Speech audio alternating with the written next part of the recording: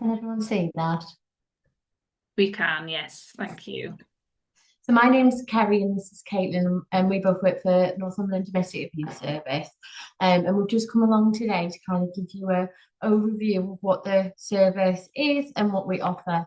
And we're also going to kind of cover some of the types of domestic abuse as well.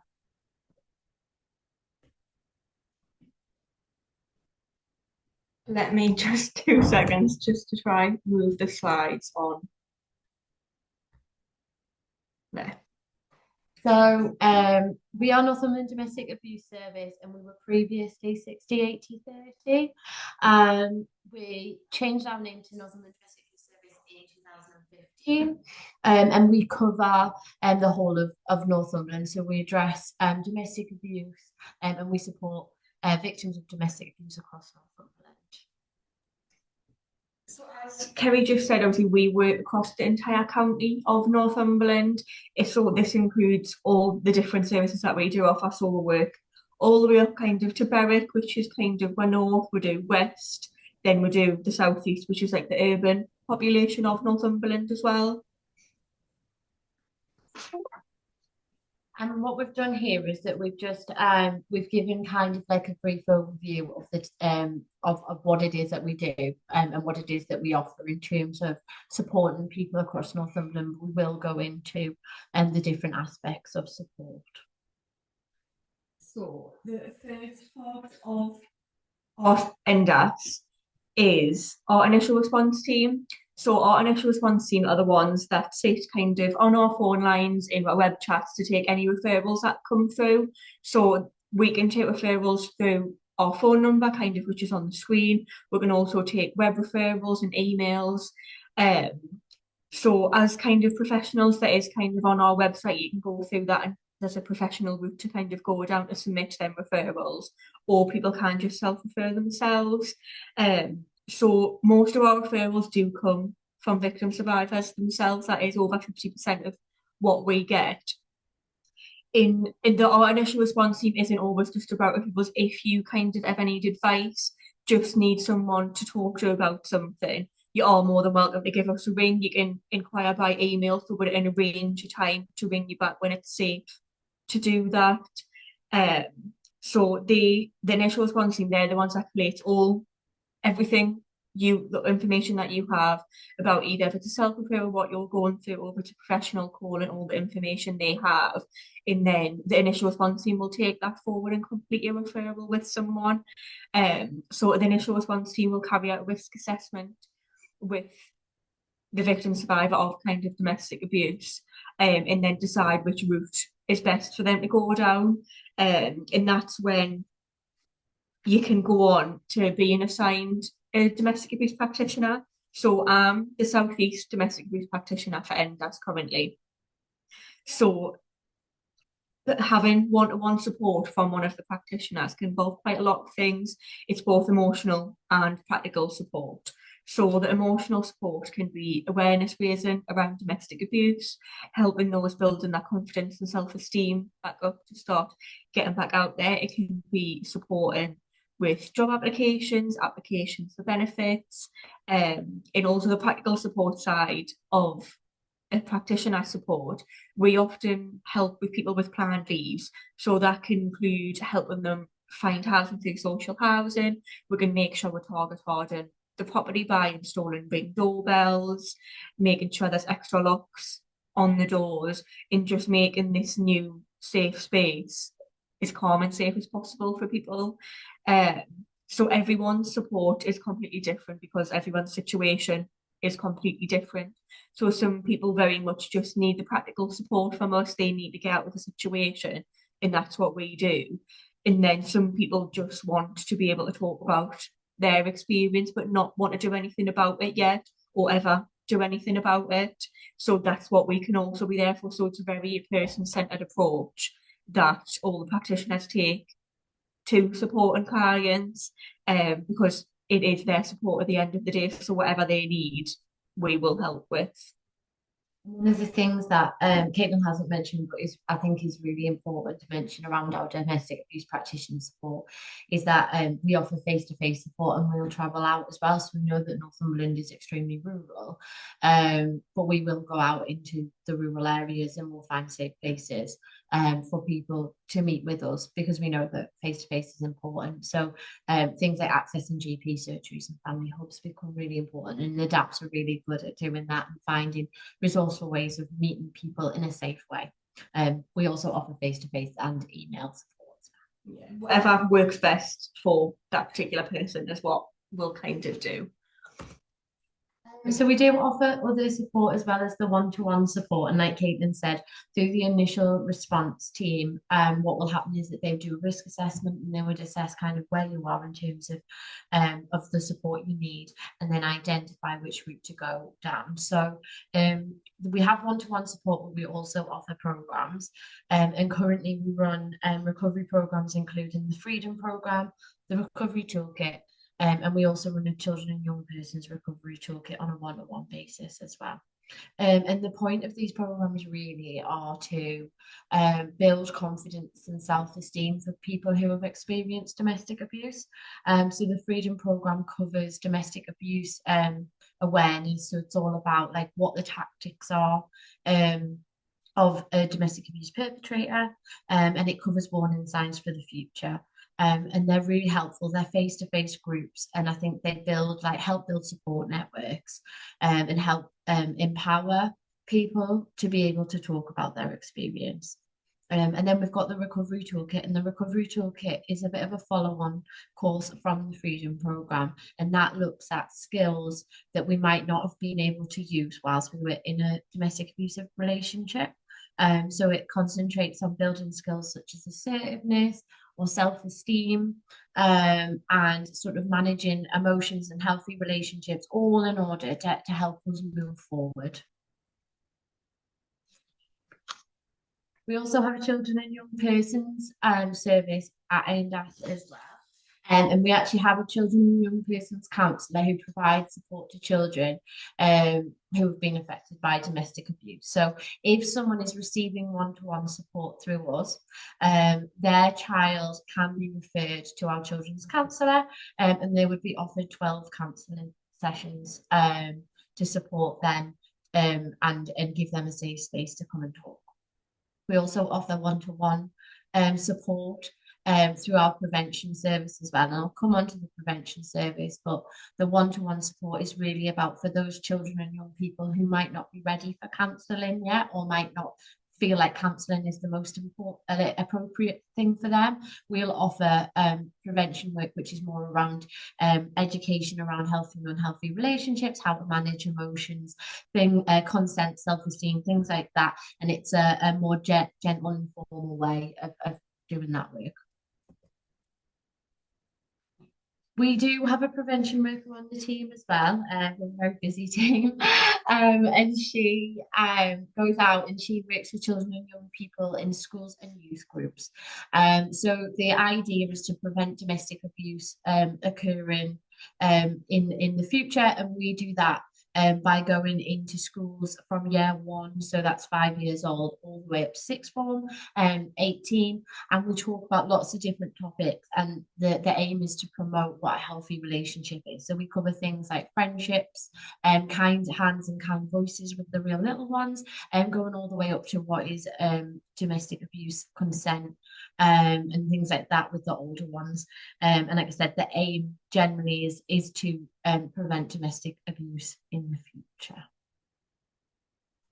So that was obviously kind of cover all the different roles we have at NDAS, but it's important to mention as well, in 2023 we were awarded funding by Standing Together Against Domestic Abuse, and this was to support older clients. So part of that pilot, our worker, who was the kind of older person practitioner, reached out to lots of different services, got lots of different training. In this support is specialised kind of to the types of abuse that older people can face. So this can be very different. And obviously domestic abuse is different for everyone, but age groups can also have a big effect on this. So there could be very much things like financial issues. There's lots of health issues maybe involved, mental health, physical health. There could be dementia, low self-esteem. And these are all things that were covered by the practitioner kind of throughout support.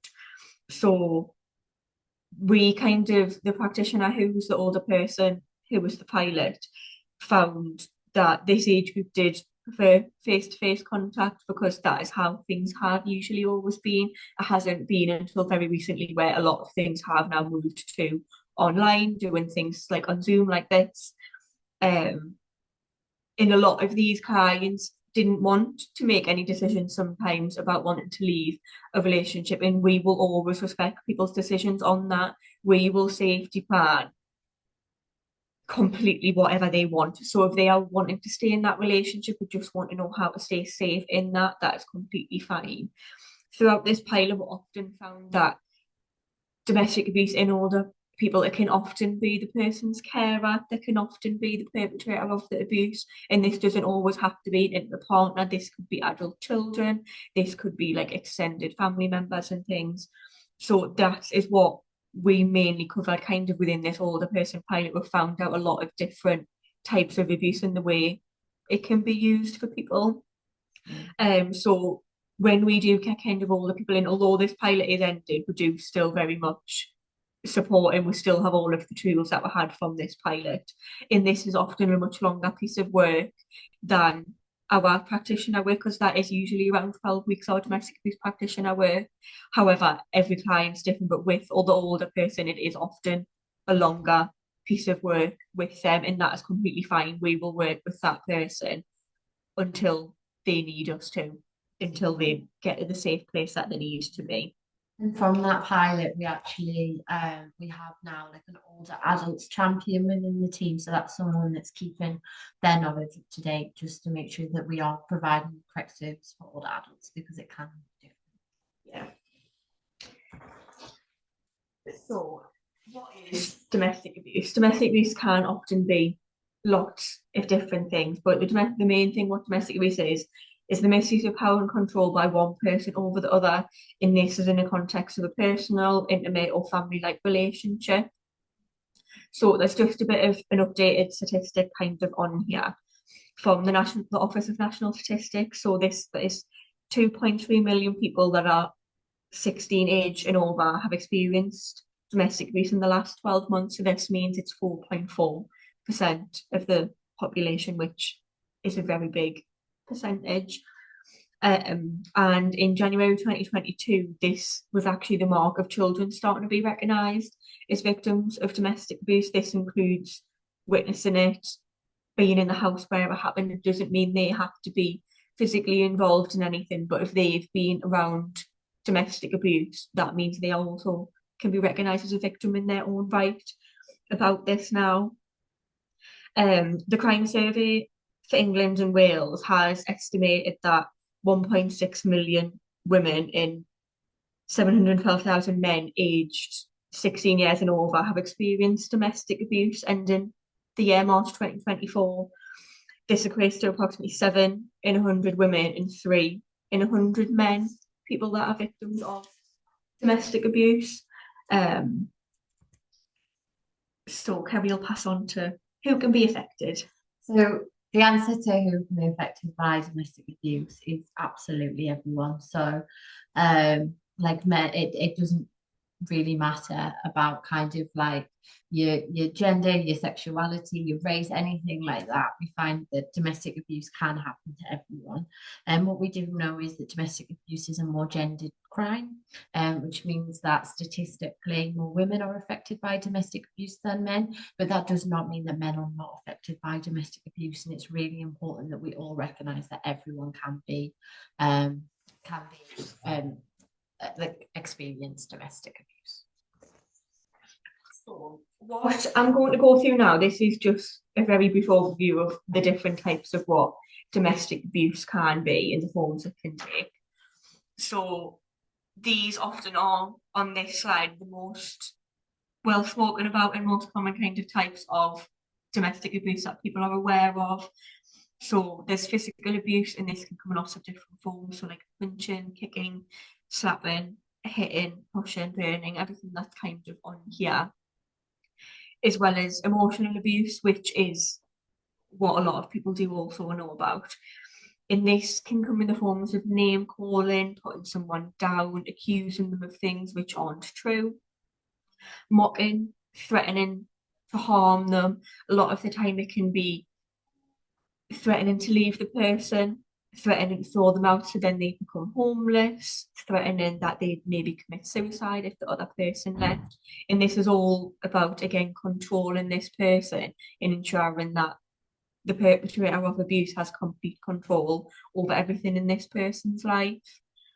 There's also financial control, so this is taking away money, removing access to a car, phone, laptop, which then prevents them from getting a job or actually causes them to lose a job that they might already be in if all of these things are taken away from them, which then means a person can become reliant on the perpetrator of abuse. Another obviously type of abuse is sexual abuse. This can be pressuring and intimidating the person to have sex when they don't want to, forcing the person to have sex with them or other people, forcing the person to perform any sexual acts when they also don't want to. Then I'll go on to the next ones. So these are some more types of abuse which are very, very common, but also sometimes not spoken about as much as the other side of ones. So stalking and harassment. This can be following the person, disrespecting their privacy. It can, especially this day and age, it can be checking the person's phone a lot, making sure who they're messaging, controlling who and when they can't talk to people. Digital and online harassment, it can be accompanying the person every time they go out, and this can be very common in sometimes like healthcare appointments if people aren't able to attend these alone, which means they don't have the chance to disclose to anyone or speak about what they potentially are going through if they're not allowed to attend appointments themselves. Checking where they go out all the time. And then denial and blame.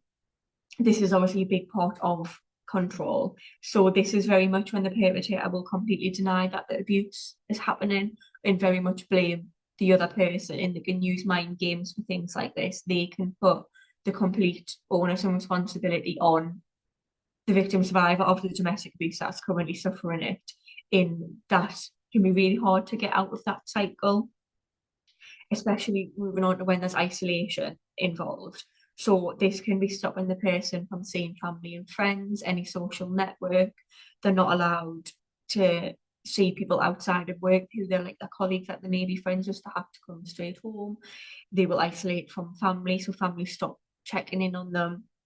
It can be blocking calls and texts on someone's phone to make sure they have no one around them for any support.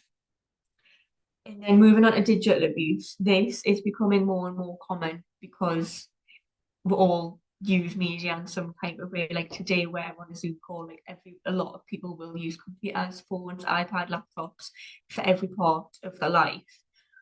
In digital abuse can come in lots of different forms. So this is when someone's monitoring someone's devices, and this is stalking and harassment that can be done digitally as well. This can be controlling or impersonating someone else by using technology.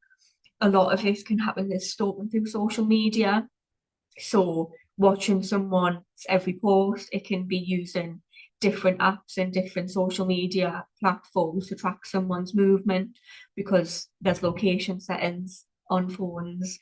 It can be harassment through text, through constant phone calls. It can be humiliation by posting unwanted pictures and videos of someone without their consent on all different forms of media as well. So that's just a few types of domestic abuse and the different forms it can come in. So one of the topics we really wanted to highlight today was the idea of control and coercion. And at NDAS, we've done quite a lot of work around really understanding that. And back in November, we had a conference in Hexham where Jane Moulton Smith spoke about her homicide timeline And it's really, I feel like we find it's really important that we understand what control and coercion is, um, because it is one of the more hidden aspects of domestic abuse. So controlling coercive behaviour is acts that are designed to exploit, intimidate, and manipulate people for selfish reasons. So it includes taking away people's independence, and it often results in someone feeling very isolated and reliant on the abuser. And what we've put on the slide is some examples of how a person can use coercive control behaviour in order to manipulate or control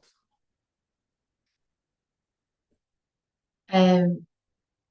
When we've spoken to people about coercive control, we've spoken to sort of our clients, they describe coercive control as almost like a set of rules that are set by the perpetrator to keep control over them, but no one told them what the rules are.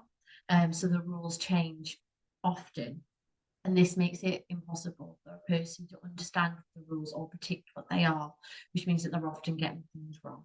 And then there'll be a consequence for getting those things wrong.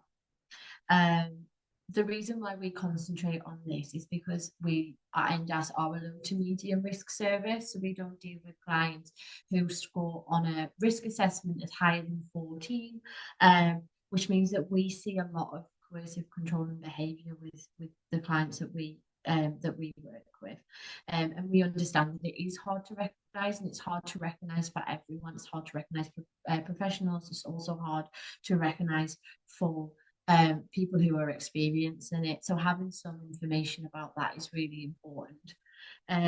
We know that controlling coercive behaviour can start off really small. So it can be very small behaviours that often feel like maybe it's not that big of a deal. But what happens with coercive controlling behaviour is that it can escalate really quickly. And Jane Monckton Smith's work looks at how coercive controlling behaviour can escalate in that way. So starting off with very, very small patterns of behaviour and escalating to higher risk and significant risk of harm or even homicide. We're not going to go into Jane Monckton Smith's work today, but we have put on the slides a little example of her timeline, and obviously the slides will be shared at the end. So if people do have more of an interest in that, we would definitely recommend going and having a look at her research. So we're going to move on for if someone discloses domestic abuse. Can I just say, sorry to interrupt you, but the sound keeps on going off sometimes, Caitlin and Kerry. I don't know if you can kind of move a little bit closer to the microphone. Oh yeah, absolutely. Oh, yeah, sorry. Thanks. So if someone discloses domestic abuse to you, what do you do? And the most important thing for everyone to do is just to listen to that person if they're disclosing that to you. Be empathetic towards what they're telling you, because this is a very big thing for people when they finally decide they might want to disclose domestic abuse to someone. If someone is at immediate risk, the one thing to always do is call the police, because they are who you call in an emergency. And if it's not an emergency situation right now, but they're looking for support and help, these are the things obviously that you can do. As a professional, you can carry out the risk indicator checklist. This is the risk assessment. If you're unsure about doing this, you can just refer someone without doing it. That is completely fine. But if you are a professional yourself that are wanting to check with someone at what level of risk they are, you can carry out this checklist yourself. Absolutely. And what I would say is that if you're unsure and you want like advice or any questions or anything like that, you are welcome to just contact our service. And again, our number is there. Yeah. And if you do carry out this risk assessment and someone scores more than 14, this would then be classed as a high risk victim. And this is when they would then have to refer to the high risk domestic abuse service in Northumberland, which is Harbour, and their number is on this slide as well. However, if it's lower than 14, you can send them straight to us. Just to reiterate, because I don't want to overcomplicate this, because we'd rather have people ringing than not, is that we're happy to do that RIC, and we are linked with Harbour as well. So if we did the RIC and it was 14 or higher, or if we classed it as high risk, we have direct links into Harbour, so we can do that for you. Yeah, so don't feel like it's something like a requirement that you have to do and just make a referral to us when you're not sure really at all about what's happening. That's completely fine. We will be the ones to investigate that further and decide what service is most appropriate and best for them. We've also put on the screen what not to do, and I'm sure that we don't have to tell everyone here, but thing like when it comes to someone experiencing domestic abuse, the biggest bit of advice that I can give is showing empathy. And I think we show empathy by listening to people and taking what they're saying seriously. So when we say things like, I wouldn't put up with that or just leave, it's not helpful, because if it was that easy, everyone would do it and NDAS wouldn't be around. And I think that for me, like those kind of words can really put someone off experience, disclosing it again. So it's just really important that we're being empathetic, we are listening, we're you know we are offering support where it's safe to do so. One of the things that obviously not do is pretend that we haven't noticed or think someone else might help, and we might be the only person they've told. We were talking to clients. We had some feedback a couple of weeks ago from some clients, and we were talking about first disclosures. And what really became apparent is like that first disclosure is often it's so important. It's the turning point. Yeah, and if that response isn't what you would expect, it can really prevent people from disclosing again. Obviously, don't confront an abuser. We don't want anyone to put themselves in any danger. And please try not to blame the other person who's experiencing abuse. It isn't their fault. And like I said, if domestic abuse was that easy to walk away from, people would do it. So this is just some useful information for everyone to know about, just for kind of advice for people as well. So the first one is the Holly Guard app, and this is something that you can download on all kinds of smartphones. And this is an app that the person downloading it can create an emergency contact on this app. And when they kind of go out about their day, if they're kind of worried about something happening, they can keep this app running in the background. And if they were to shake their phone or drop their phone, it would automatically alert their emergency contact, which they could have already had a discussion with, that they would ring the police straight away if they got this notification, or they would then try and get contact with them at least. Then there's reporting through 101. So some people just want to kind of log and report incidents without kind of taking it any further, and this can be done through 101. And this is especially helpful when people are trying to kind of create a picture and a pattern of what's happening. And you can do this both online and through ringing the telephone number. There is the National Centre for Domestic Violence. They offer free service offering legal advice to people who have experienced domestic abuse, and they can often help with different occupying some different orders. So they can help with applying for non-molestation orders, which is a type of protection order that people can have. There is the Dogs Trust. The Dogs Trust offers foster dogs who owners are fleeing domestic abuse. So the Dogs Trust can take dogs in until that person then gets settled in a home where they can take their dogs back. And then there's different family apps which can be used to communicate all about child contact, because this is often can be one of the ways that control can still happen. So having an app on someone's phone instead of just going straight through their number can often be really helpful for people as well. And the other one that I wanted to mention today, just because I was in a meeting and people weren't so sure about it the other day, is Clare's Law. So just making sure that everyone's aware of Clare's Law and what it is.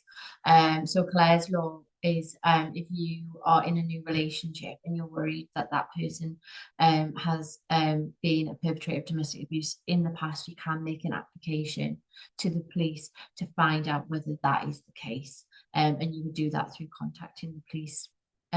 They will only share the information with you, and if you were doing this as a professional, they can only share it with the client or the person who's experienced domestic abuse. But it is a useful tool to know about. So that is the end of our presentation now. So if anyone has any questions, anything like that, please feel free to ask, and me and Kerry would be more than happy to answer.